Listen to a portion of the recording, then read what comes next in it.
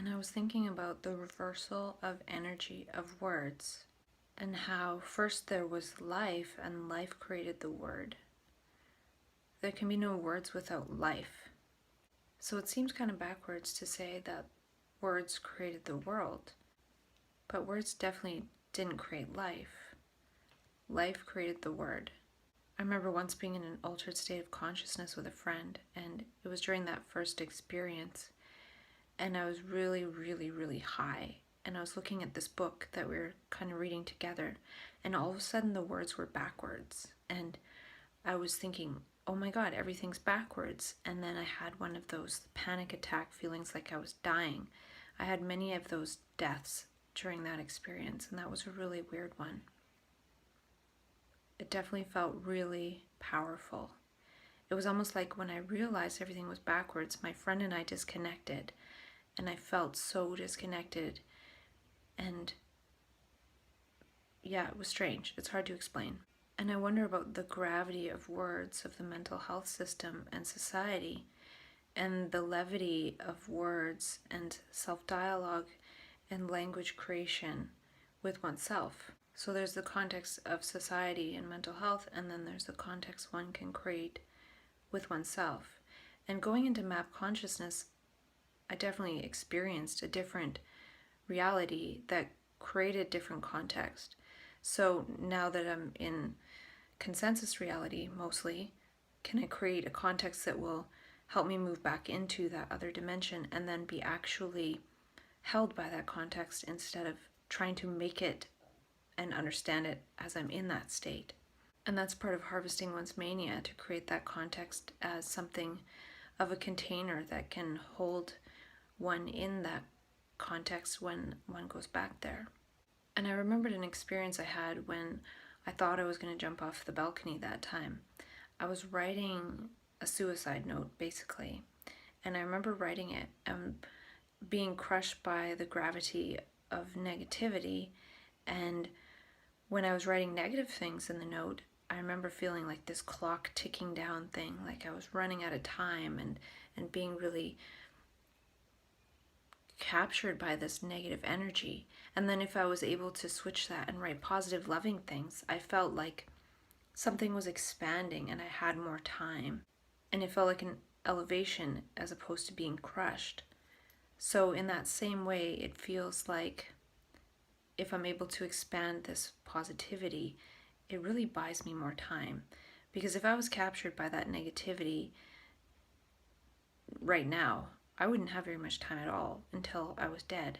And that's why I have the zap strap, because the time to actually reach for a zap strap, if it's within arm's reach, is quicker than the time to find something to harm oneself and go through with that. So really, this negativity of words and this old past stuff is time. It's like time ticking down a lot faster until the end. So I can see how creating a positive context out of the supposed negative might actually transform that into something that really speeds up time until the end and really creates more time, I think. I can see how, in a way, we kind of create how much time we have left when we have these potentials to be captured from this eternity, this space of the eternal, and back into this time-bound nature that we all usually experience. And I wonder if the brain can catalyze order. I noticed this last week. I felt more energy to clean or to really put things in order, and it's happening in terms of this dialogue I'm creating with myself too. So I think that something is happening around that. And I wonder if epigesturetics activates muscle memory without thinking. And I wonder if there's epigesturetics to these old past morphic fields that tried to come in and make gravity feel heavy, like we're running out of time. So there's something about time and gravity and space and creating time with making meaning, because as things become meaningless for a subjective consciousness, then one can go through with ending the existence of that consciousness. So I'm seeing how that element of time in the psyche can make us run out of time. And how can we create more time for ourselves when sometimes we feel like our time is up? And also, the epigenetics of an act of kindness passes that on. Somebody observing an act of kindness is more likely to do an act of kindness. And I think this might be something that could help me get through this period. Can I be that epigenetically instead of acting out past programs that I don't want to reconnect with? And will those gestures and actions actually create the space and move me away from those possibilities? So it seems like I'm just in closer contact with past possibilities. And I wonder if the muscles act without conscious thinking, without the ego, when the brain observes these epigenetic things. So can the brain control the muscles without the intervention of thought? And the thing with that is it's good, but it's also scary, because if we're in scary situations, then we're going to act in ways that we're not really aware that we will act. Like if we're being apprehended under the Mental Health Act, we might go kicking and screaming because of the implications of all that. It's not really a caring way to be approached, yet it's called mental health care. And I was thinking about how the easiest way to break something is a very jarring motion. So if I just put my phone on the ground and step on it, it's not going to break it as much as if I put it on the edge of a table and just go like that. And I wonder if map consciousness is trying to break the muscle memory by providing a very jarring mode of consciousness and operation.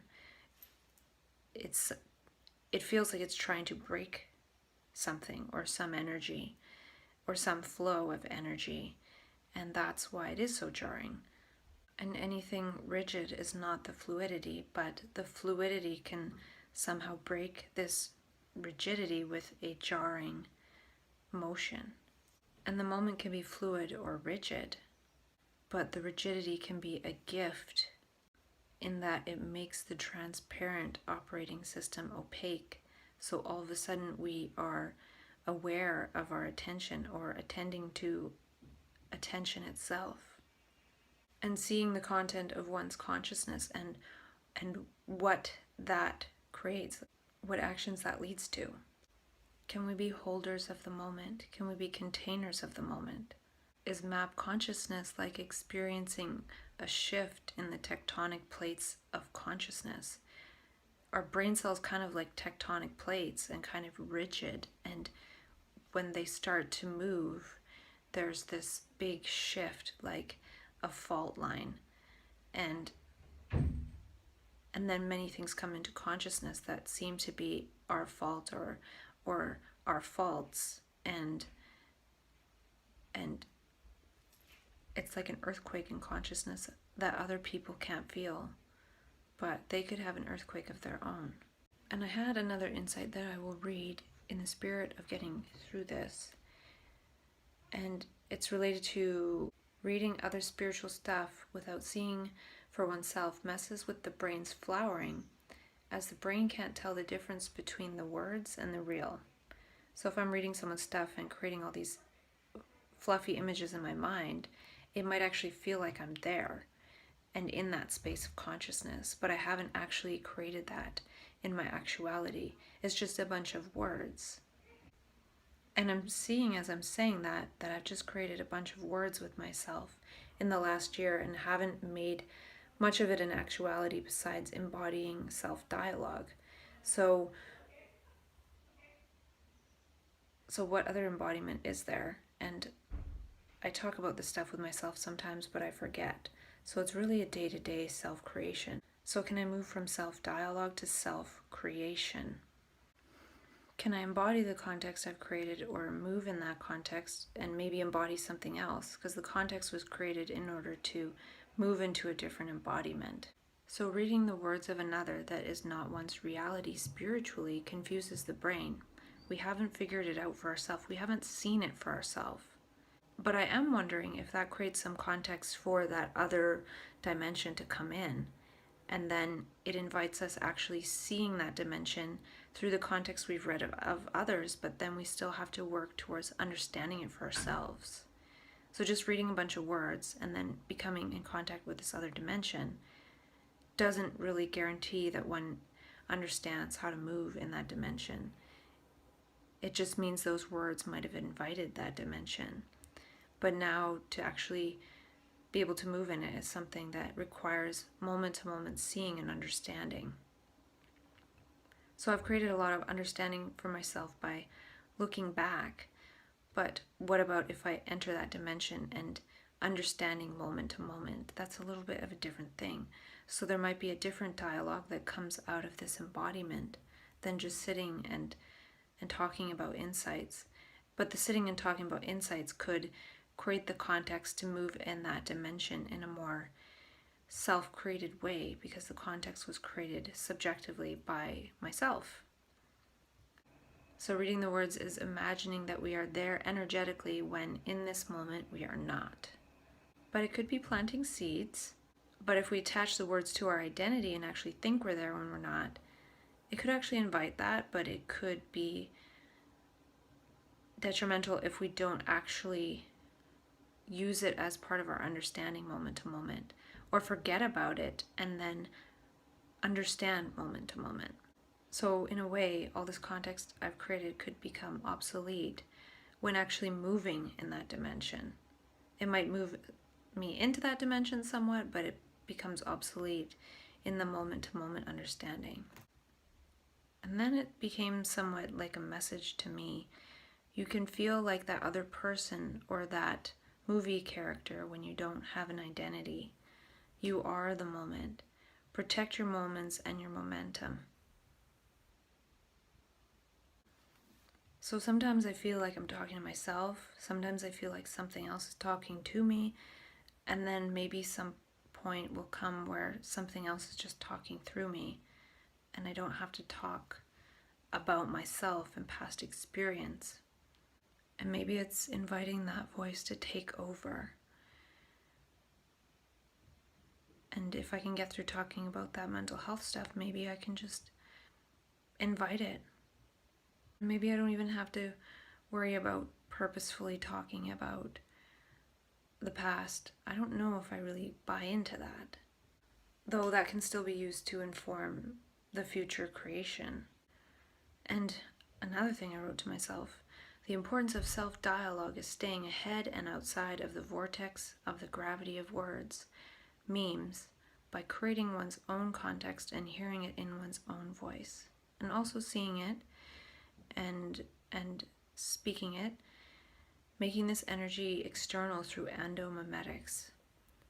Epimimetics is memes' effects on genes, and endo is moving this energy of the moment into words, life-creating words. And I was thinking about how the ego sort of tweaks energy. It's like this conflict inside that generates a little bit of charge or energy. So we derive energy with what should be versus what is, which is a word, and that means we're missing life, and that perpetuates the conflict. Because life is right here, and that energy of life is a different energy than that little spark. It's like a combustion engine of thoughts. And Krishnamurti says the thinker is the thought. So there is no such thing as a thinker. But it's like something arises and splits into thinker and thought. And that split is the conflict. So it's almost like this nuclear fission of thought splitting creates this little bit of energy that we feed off of. But we can actually feed off the perception of beauty and give voice to that externally, or give voice to it internally, which isn't even a voice, but just this energy and flow. And I wrote down, I'm not asking for anyone to agree with what I'm saying, but perhaps to see what I'm saying is a process of seeing and saying, and in the process, initiate the process of seeing and saying, and not saying from a memory bank of opinions stored up in the brain. And I've heard of the spiritist centers in Brazil where they have a different view on what so-called mental illness is. And I remember hearing from Dr. Emma Bragdon that they say mental health stuff is actually suppressed mediumship. And I wonder if the brain is a ship of the ego, a container of the ego that floats through space and time, or is the brain a medium for something else? Or is the brain a ship of some other medium? Right now, the brain is the ship and the ego is the medium, but maybe there's some other medium. And this is my agent of passive advocacy. Most people want to create passive income, but I want to create passive advocacy, something of social value, and so what if it has no monetary value? And I've lived in financial poverty through the process of creating this, but I live in abundance in many other ways. And I'm able to create an abundance of meaning, that's for sure. And meaning from the past and bringing that through the present. And that helps to make the present meaningful for me. And hopefully I can create abundant health. I used to have abundant health, and then I haven't really been focusing on that, partly for financial reasons. So we'll see what I can create next. And this is really a context that I definitely invite others to co-create in, or just go create whatever the heck you want. Create your own meaning. It's not about my meaning versus your meaning, and the meanings I've made might be so irrelevant to so many people that are immensely helped by the mental health system. And I have been immensely helped by it in a lot of ways, and the people are just amazing and haven't really gone on and on about that. And I feel like the brain really does go through a reversal process in many ways. The voice reversal process, and also life creating words instead of words superimposed over life, and making what could be salient in life invisible. But it's also this reverse bandwidth process where instead of consuming bandwidth and retaining some of it, the brain actually produces bandwidth from a very small amount of input.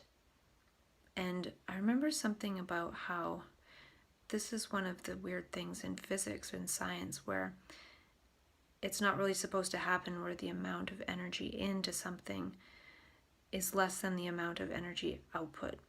And I think this is actually something to do with nuclear fusion, which I don't know much about, but basically it's some kind of process where they put a tiny amount in and they get a lot out. So it's actually creating energy.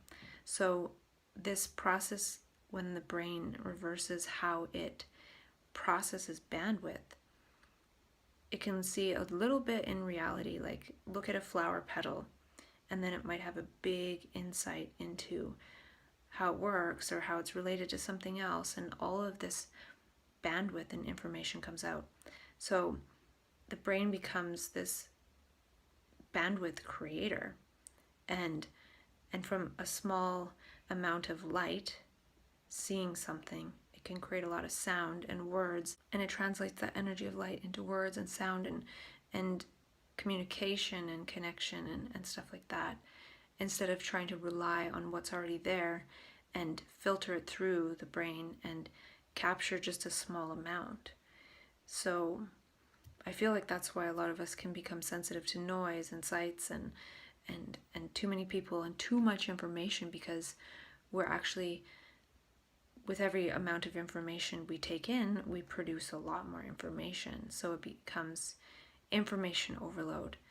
So keeping somewhat of a quiet life in ways could be a good thing. And this would actually mess up with the whole economy, because a lot of it is based around consumption of information and things like that. But if we were in this place in our brain where a small amount actually created, instead of observing entertainment, we actually would be entertaining ourselves with our daily lives, because when we perceive something, we don't even know what we're going to say. So it becomes witnessing one's own show instead of watching shows and just consuming entertainment and information. And so yeah, I can see something there. I don't know what it is, but so we don't have to rely on recall of memory for intelligence, as this process can happen in every moment of perceiving a small bit of information and creating more information out of that, or more energy out of that, and actually having more energy created in us by having this perception of something. And so the perception of something and understanding creates an insight within us and actually gives us energy, instead of spending our energy consuming and trying to fill the brain with things to remember. The brain becomes more of a translator of light into sound and action of the human body. So it's really moving with the moment and trusting the moment. And it's also trusting you'll see something and have an insight into something. And the trouble is that with that process, though, I think people don't necessarily understand where that's coming from. And the insights aren't necessarily translated properly. A lot of times they're translated through the ego. So it's sort of this process that can actually produce more ego stuff coming through, or that could be a process of actually purging some of the ego stuff. And I can see how that could be so, because if a person is sensitive, perceives a small amount of information, but can see the pattern in that and see it's not healthy, say something in the structure of society, and then that comes through and actually produces some kind of action of revolt. So it's actually revolting against the understanding of something. And a lot of times that comes through as apparently very egoic, but that's usually how we translate it. And it's so moment to moment that, and so high energy that it has to be translated in that way. So seeing those structures can be somewhat dangerous, and that's why I think it could be good for me to stay out of the mental health system, because just seeing a small amount of that structure activates so much that this being would want to revolt against, because it's not good. And in a way it's using ego elements to try to change that thing that's not good. So that's sort of the thing. How can one have these perceptions and then be creative with it and change it into something good, instead of just reacting against what's not good? And if one is moving in that field, then one won't feel the need to react to the things that are seemingly not good. If one is able to create and translate, then we won't have to react, because right now we're in this reactionary phase of it. But when one can transcend that and see the power of this other perception and creation that is not a reaction to the old, then one can step outside that reaction and just be an agent of creation. And Krishnamurti talks about something in a conversation with David Bohm. He says, perception, attention, intelligence, and love. You bring it to me and I'm incapable of receiving it.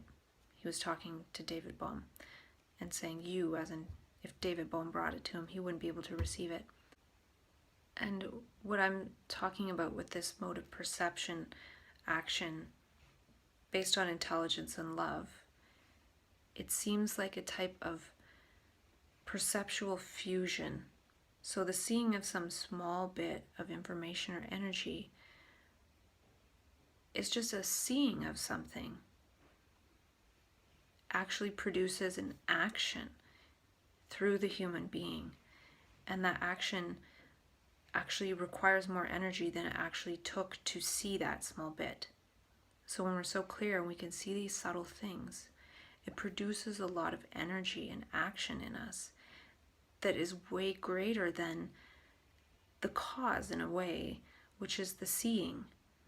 So this clear seeing produces a lot of energy in terms of action, whereas seeing through thoughts, which is not seeing at all, it's not pure perception, creates a lot of distraction, not real action.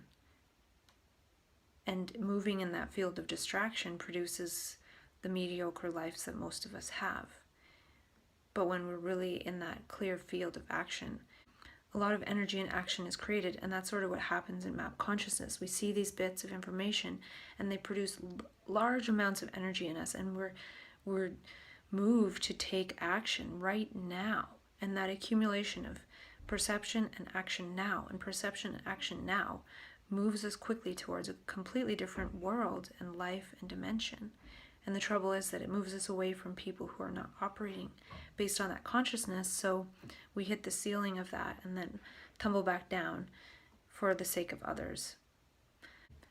So it's really a momentum of the moment of perception and action, which is a type of fusion. It's a type of energy creation. And it also moves us in different ways and new ways. So it takes energy to get the body to move in new ways instead of the habitual ways that we've been habituated to, because habits are actually moving without noticing what's actually going on around us. We're enveloped by thoughts and thinking about stuff, and our body is moving on automatic pilot. And map consciousness in mania is the exact opposite. It's noticing everything around us and moving based on that which we see and perceive in the moment. And it creates a completely different way of living. And I think that way of living has an intelligence about it. It just bumps up against the structures of the collective habits. It's just a habit to call somebody mentally ill and put them in this other pattern of habit and moving around on medication and keeping that person in the energy level of what everyone else is doing. So there must be a way to move out of that in a creative way, instead of being pulled down into the gravity of that. Seeing those patterns and trying to run away, what about seeing those patterns and translating them or making meaning out of them? And if we can make meaning, maybe we don't have to act right now, because we can't do it all in one moment. So people of regular consciousness are consumers of information, whereas trans-conscious people are creators. We create more information than we take in, whereas normies retain less than they take in. They actually waste energy. They're trying to retain and have that retention reorganize the retainer. A release of information is really something that happens through the brain that goes into trance consciousness. The consciousness is reaching information never accessed before and releasing it to the masses. It's sort of like the one person who can climb the tree and get the fruit from the top and throw it down to the others. Whether or not the masses can see it or not is another thing. So maybe one day, instead of us signing releases of information from doctor to doctor and system to system, maybe we will be seen as people that can release some of this information from the ether that is not accessible. And the whole point is that it's not just for the one person, it's for everyone. And then maybe once people start eating that fruit, they get strong enough and they can get their own darn fruit. And then one day it's so plentiful that it just becomes part of the transparent operating system. And we don't have to really think about it or talk about it or abstract about it or anything like that, but just live as it and live in it and be it. Can we release this information about Gaia and our relationship to Gaia? And I feel like we need an altruism supernova. This is a Gaia vlog supernova, but really we need an altruism supernova of epimimetics and epimuscular mirroring. And epigestretics, of course. Don't want to leave that one out.